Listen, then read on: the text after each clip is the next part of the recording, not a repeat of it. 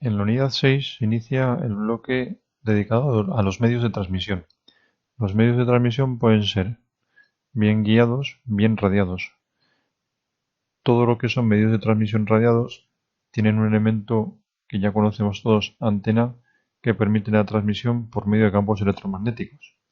Los elementos guiados, aparte de esta transmisión por campos electromagnéticos, van generando, salvo la fibra óptica, a medida que progresan, cambios en la corriente y en el voltaje de los sistemas. Las ondas electromagnéticas, que también se transmiten en los medios de transmisión, pueden adoptar, vamos a decir, distintas configuraciones. La más interesante de todas sería la configuración de modo de transmisión transversal electromagnético. En los modos de transmisión, aparte de transmitir campo eléctrico, lo que nosotros vemos en las figuras con la letra E, se transmiten simultáneamente campos magnéticos. Esos campos eléctricos y magnéticos, con respecto a la dirección de propagación, pueden adoptar una cierta posición. Si los campos eléctricos y magnéticos son perpendiculares entre sí y en la transmisión, en ese caso se dice que estamos en modo TEM, modo TEN, transversal electromagnético. Y es el mejor, el más recomendable, porque se transmite siempre a todas las frecuencias que nosotros queremos enviar. Además de los modos de transmisión del modo de transmisión electromagnético, modo TEN, hay otros modos en los cuales la fuerza eléctrica y la magnética llevan una dirección que no es perpendicular al avance de la energía. Son modos no TEN, simplemente, pero también llevan algo de la potencia de la señal transmitida. El problema es que en cada uno de esos modos la señal viaja a distinta velocidad, produciendo deformaciones en el extremo receptor de la señal que hemos transmitido.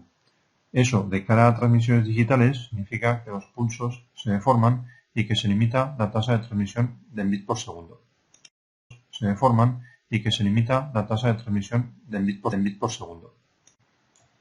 Hasta aquí, en alguna ocasión me he referido sin mucho detalle a líneas de transmisión como aquel elemento que permite llevar la energía electromagnética de un extremo a otro con rapidez y con calidad. Quizás es más correcto hablar de medios de transmisión como aquellos medios físicos que permiten que el campo electromagnético se confine. Estos medios de transmisión se pueden, como quien dice, dividir en dos tipos. Uno de ellos son las líneas de transmisión, que se suelen caracterizar por tener dos conductores para transmitir la señal, y otros que son las guía ondas, que solo tienen uno, confinando la señal que se va transmitiendo. En el primero de los casos sí que es posible encontrar los que he llamado modos TEM, mientras que en el segundo no, solo modos o transversales eléctricos o transversales magnéticos. En la práctica, la consecuencia que tiene es que las líneas de transmisión permiten llevar energía electromagnética desde frecuencia cero y, sin embargo, las guiaondas tienen una frecuencia de corte que solo permiten llevar la señal a partir de dicha frecuencia. Tienen una frecuencia de corte, cut-off frequency, que por otra parte suele ser bastante elevada, del orden de gigahercios. Esto, y debido también a que tienen muy pocas pérdidas, les hace ideales para transmitir señales como, por ejemplo, desde una estación de radiocomunicaciones hasta una antena que transmite señales o recibe señales en el rango de las microondas, como por ejemplo los servicios de radioenlaces, que transmite señales o recibe señales en el rango de las microondas, como por ejemplo los servicios de radioenlaces. Si nos centramos en una línea de transmisión cualquiera, luego más adelante concretaremos el caso de alguna, las más importantes, que esencialmente es una, vemos que pueden pasar dos cosas. Si la línea de transmisión es lo que se puede denominar corta, es decir, que si su longitud es mucho más pequeña que la longitud de onda de la señal que está transmitiendo, se puede considerar que todos sus puntos están en el mismo estado eléctrico y por lo tanto se comporta simplemente como una especie de atenuador que lo que hace es a su salida, en el extremo de salida, dar una señal de potencia menor y nada más. Sin embargo, a medida que sube la frecuencia y la longitud de onda es más pequeña, se puede analizar una línea de transmisión como un conjunto de tramos encadenados por elementos resistivos, capacitivos, inductivos y conductivos. R mayúscula es la resistencia óhmica habitual que hay a lo largo de un cable por el que discurre una señal. C es la capacidad entre los dos terminales, los dos conductores de la línea de transmisión. L es el coeficiente de autoinducción de la bobina ideal o virtual que aparece a medida que va progresando la señal. Y G indica cuánta corriente se fuga de un extremo a otro, mejor dicho, de un cable a otro, idealmente cero, a medida que va transmitiendo la señal. Y G indica cuánta corriente se fuga de un extremo a otro, mejor dicho, de un cable a otro, idealmente cero, a medida que va transmitiendo la señal. También se puede demostrar sin mucha dificultad que si pudiéramos o si medimos en cualquier punto de la línea de transmisión la relación entre voltaje y corriente, responde siempre a un valor fijo que depende solo de la geometría y material de la línea de transmisión y se llama impedancia característica, Z0. Hay que tener en cuenta que en una línea de transmisión, y lo veremos más adelante, la señal se supone que solo va en un sentido, pero si sucede algo, vamos a decir anómalo o imprevisto en el extremo final de la línea, parte de esa señal vuelve y la relación entre voltaje y corriente originadas por esa señal que vuelve mantienen la misma relación. En la fórmula V más I más son los voltajes que van de, vamos a decir, origen a destino. V menos I menos es energía electromagnética que va de destino a origen, reflejada se dice, y Z0 es el parámetro que llamamos impedancia característica. Energía electromagnética que va de destino a origen, reflejada se dice, y Z0 es el parámetro que llamamos impedancia característica.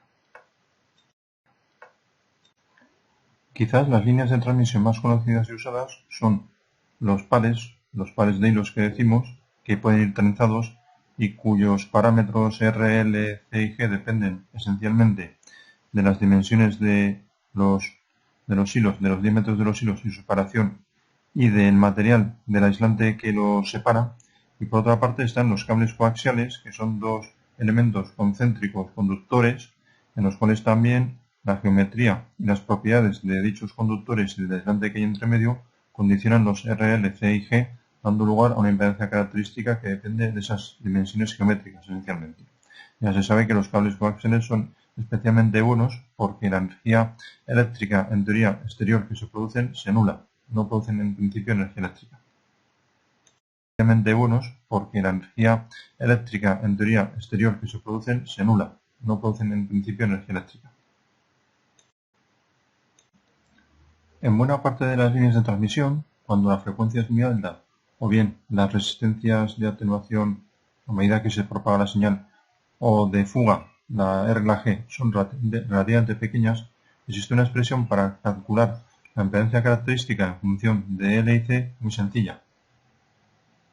De la misma forma, existe una expresión para calcular la velocidad de propagación de la señal electromagnética a través de la línea, también en función de esas L y C. En cualquier caso, se puede entender que esa Vp, nunca va a ser mayor que la velocidad de la luz. De hecho, va a ser algo inferior siempre. Aparte de ese parámetro, existen otros dos importantes. Uno de ellos es el que llamamos beta, que es la constante de fase, que indica por cada metro de línea de transmisión, cuántos ángulos va cambiando de fase, qué fase va cambiando la señal. Realmente tiene interés y tiene sentido, pero más sentido tiene otra unidad que se deriva de esta y que ya conocemos por otra parte, que es la longitud de onda, y que nos indica cada cuántos metros o centímetros en una línea de transmisión se van a repetir las características eléctricas y magnéticas, es decir, cada cuánta distancia vamos a tener máximos de voltaje o de corriente. Es decir, cada cuánta distancia vamos a tener máximos de voltaje o de corriente. Realmente estos parámetros no tendrían mucha trascendencia en el análisis o en la utilización de las líneas de transmisión, salvo quizás la velocidad de propagación, porque nos indica cuánto tiempo tarda una señal en llegar de un extremo a otro. Sin embargo, hay un fenómeno que es la reflexión que hace que tenga importancia. Normalmente, aparte de estos parámetros que he comentado, hay otro que no he mencionado y que no he detallado, que es la atenuación, que es la que hace que una señal que vaya de origen a destino, a medida que avance, vaya en amplitud decayendo. O al revés, si porque se va de destino a origen, de vuelta, también va decayendo desde ese destino hasta ese origen. ¿Y qué es lo que limita el alcance de la señal de la onda, de la señal electromagnética dentro de la línea de transmisión? Antes he definido impedancia característica. Impedancia característica es un parámetro que, estrictamente hablando, es el cociente, aunque se puede definir de otras maneras más profundas, cociente entre voltaje y corriente en un punto de la señal de la línea, siempre y cuando ese voltaje y corriente sean los que van en un sentido o en otro, no la suma de los dos. También se puede definir impedancia característica como el valor entre voltaje y corriente que nosotros tendríamos en un punto de la línea si la línea no acabara nunca. Entonces, en relación a eso, nosotros tenemos que tener en consideración que si tenemos un circuito formado por una fuente con su resistencia, una línea de transmisión con su impedancia característica Z0 y su impedancia de carga, resistencia de carga, elemento que hay al final de la línea ZL, si ZG, o sea, la impedancia del generador y la característica son iguales, la señal electromagnética avanza sin ningún tipo de problemas en la línea porque no encuentra diferencias físicas entre los medios. De igual forma que la señal que llegara al extremo remoto, a ZL, si Z0 y ZL fueran iguales, no encontraría diferencia entre las restricciones electromagnéticas, entre las propiedades electromagnéticas, y acabaría toda la señal electromagnética disipándose o convirtiéndose en energía en la carga. Ahora bien, si resulta que por parejas, alguno de estos tres elementos son distintos, ZG con Z0, Z0 con ZL, se produce un fenómeno que es la reflexión y que se puede demostrar al final que corresponde a la expresión o que se puede calcular según la expresión que tenemos en la fórmula. Es un valor que siempre va a estar entre 0 y 1, o mejor dicho, entre -1 y 1. El valor 0 significa que no se refleja nada de señal, que toda la señal que llega a la carga se queda ahí. El valor 1 o -1 quiere decir que toda la señal que llega se refleja, ya sea con la misma fase o invertida. 1 y 1. El valor 0 significa que no se refleja nada de señal, que toda la señal que llega a la carga se queda ahí. El valor 1 o -1 quiere decir que toda la señal que llega se refleja, ya sea con la misma fase o invertida. A partir de este momento ya podemos hablar de reflexiones de líneas reflejadas y de ROE en una línea de transmisión. El ROE es una forma distinta de indicar el coeficiente de reflexión. El ROE es un valor que oscila, puede cambiar entre 1 e infinito. 1 es el mejor ROE en el sentido de que toda la señal que enviamos se queda donde se tiene que quedar, o sea, en la carga. Infinito quiere decir que la señal que vuelve es exactamente igual que la que llega. El ROE se puede calcular a partir de la expresión del coeficiente de reflexión, o también se puede, aparte de calcular, se puede considerar como la relación entre el voltaje en el punto en el que es máximo en una línea con reflexión y el punto en el que es mínimo. Evidentemente, entonces, cuanto más distintos sean el máximo y el mínimo, mayor será el ROE, y eso quiere decir que más coeficiente de reflexión ha habido. De todas formas, para entender mejor lo que es el concepto de coeficiente de reflexión, el vídeo que tenemos a continuación. Mejor lo que es el concepto de coeficiente de reflexión, el vídeo que tenemos a continuación. Lo visto hasta ahora hace referencia a cómo se propaga la señal electromagnética a través de un medio de transmisión.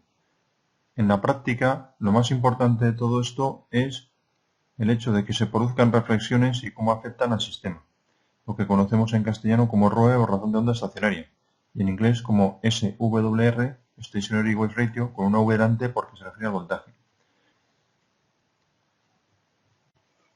Supongamos que nos fijamos en el medio de transmisión en las amplitudes en cada punto.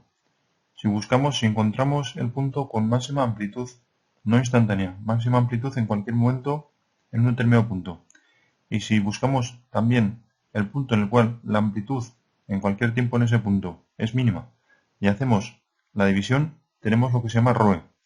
Ese ROE también se puede calcular teóricamente con la expresión que vemos en el vídeo.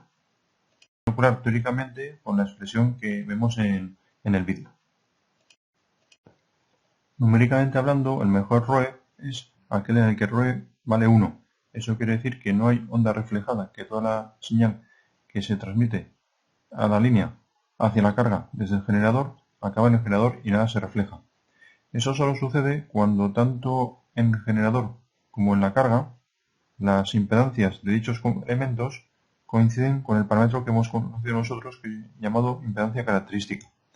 Para cualquier otra combinación que contemple que la impedancia característica de la línea no coincide con la del generador o con la de la carga, en ese momento tenemos un ROE mayor que 1 y desadaptación que puede producir problemas, primero de eficiencia y segundo de destrucción de dispositivos si resulta que el voltaje producido por la onda reflejada supera el que puede aguantar el equipo transmisor.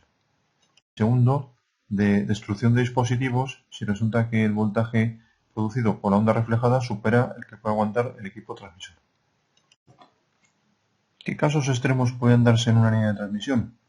El primero de ellos es que todos los elementos tengan la misma impedancia. Se dice que el sistema está adaptado. En ese caso, en todos los puntos de la línea, el máximo que se alcanza es el mismo. No quiere decir que siempre tengamos un cierto valor en la línea, sino que la amplitud del voltaje en un determinado punto de la línea, tanto en uno como otro, en cualquiera, siempre es igual. Ahora bien, hay otros dos casos extremos en los cuales pasa exactamente lo contrario. Son el cortocircuito y el circuito abierto. Una señal en un sistema en el cual la carga es un cortocircuito o impedancia cero, impedancia terminal cero, en ese caso se puede demostrar que si se superponen la onda que va y la que vuelve, porque hay un cortocircuito que hace que vuelva toda la onda, alcanza en algunos puntos un cierto valor máximo, el doble del que alcanzaba antes, y en otros puntos alcanza un valor máximo que es exactamente cero. Hay picos y valles. Los picos son de más amplitud que los que teníamos en el caso exactamente el doble de la carga del sistema adaptado, y los valles son exactamente voltajes cero. En ese punto el voltaje nunca tiene ningún valor, siempre es cero. En el caso del circuito abierto en el extremo pasa exactamente lo mismo, pero al revés, porque no hay un cortocircuito de que pase toda la corriente y por tanto se anule el voltaje. Es al contrario, en ese caso la corriente se anula en ese punto y para ello el voltaje se tiene que duplicar en ese punto, en el extremo.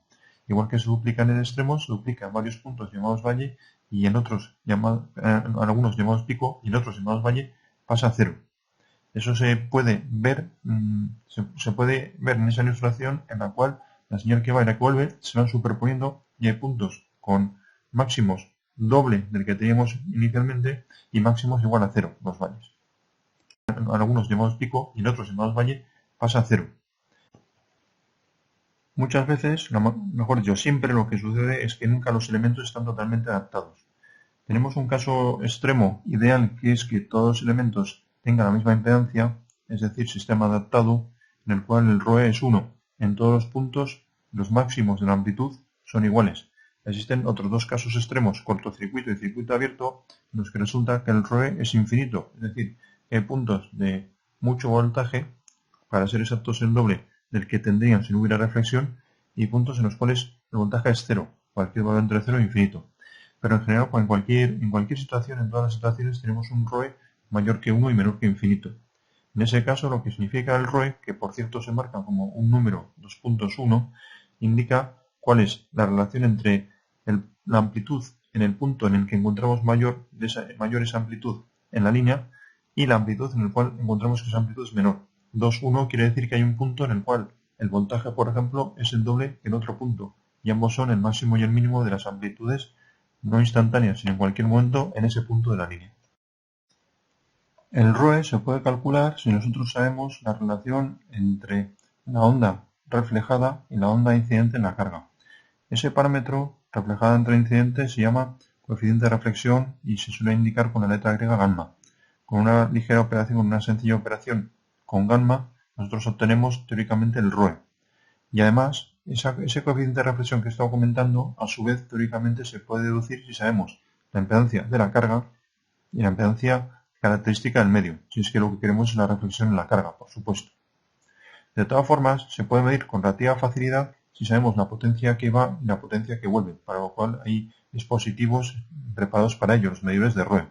Si sabemos la potencia reflejada en la incidente, con otra pequeña operación somos capaces de obtener el ROE.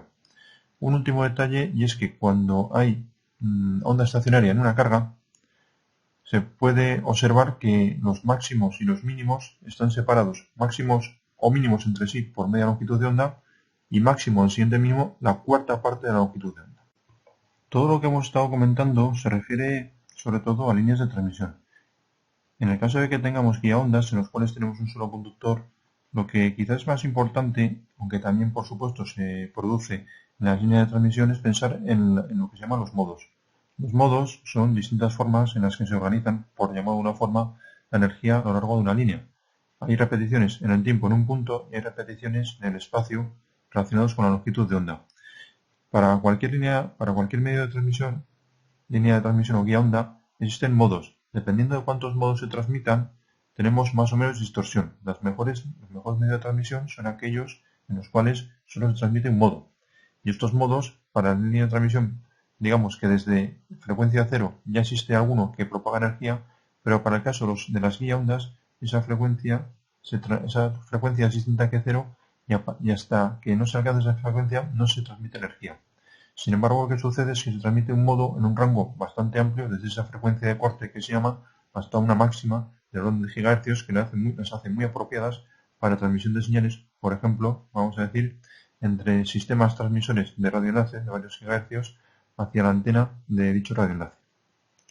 Que las hace muy apropiadas para transmisión de señales. Por ejemplo, vamos a decir, entre sistemas transmisores de radioenlace de varios gigahercios hacia la antena de dicho radioenlace.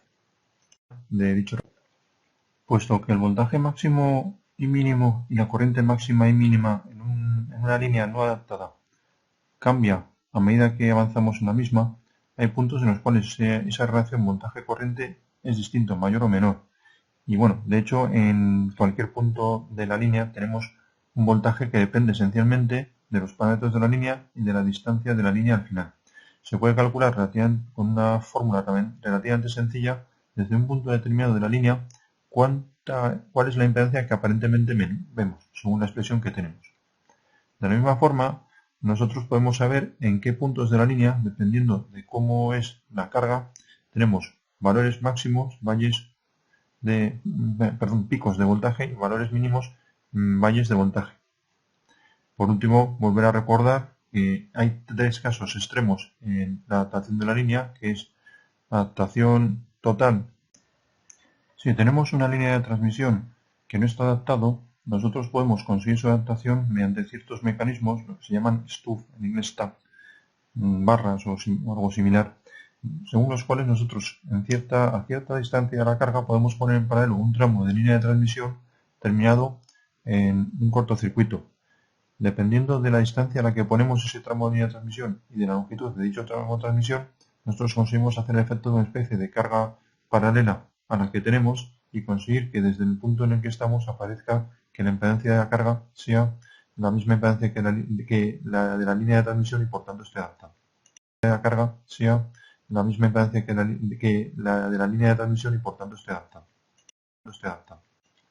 Otro caso especial dentro de lo que es líneas de transmisión y reflexión es el caso en el cual tenemos desde el generador a la carga una línea de transmisión cuya longitud equivale a media longitud de onda o a una cuarta parte de la longitud de onda.